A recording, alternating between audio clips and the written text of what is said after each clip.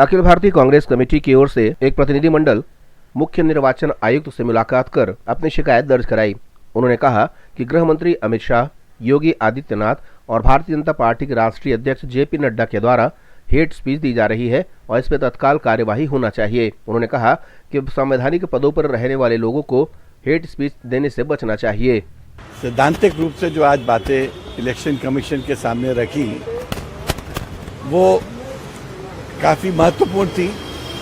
महत्वपूर्ण इसलिए थी कि अगर highest authorities, constitutional authorities and functionaries constitution और लॉ को फॉलो नहीं करेंगे, वर्चुअली हेट स्पीचेस में इंडल्ज करेंगे, ऐसी बातें बोलेंगे जिससे देश पोलराइज होता है, या ऐसी बातें बोलेंगे जिससे देश में डिवीजन आता है या सोसाइटी में डिवीजन आता है, तो ये ना तो कॉन्स्टिट्यूशन परमिट करता है ना उनके ओथ के अनुरूप है। ये हमने पॉइंट आउट किया कि अगर कोई होम मिनिस्टर ये कहते हैं कि कांग्रेस आ जाएगी तो इंडिया में राइट्स हो जाएंगे, आप क्या बोलना चाहते हैं कि कांग्रेस पार्टी जो एक नेशनल पार्टी है जिसकी 60 इयर्स 70 इयर्स की एक रूलिंग स्टैंडिंग थी, क्या पूरे वक्त राइट्स होते थे?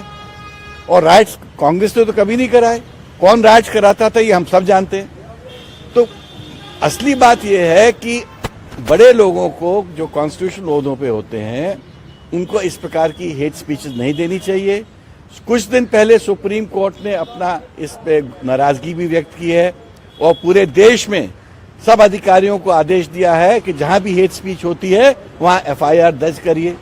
हमने वो ऑर्डर्स की कॉपीज भी उनको दे दी हैं और हमने कहा है कि जिन जिन लोगों ने, और हमने स्पेसिफिकली 3 लोगों के अगेंस्ट आज अपनी रिप्रेजेंटेशन दिए हैं।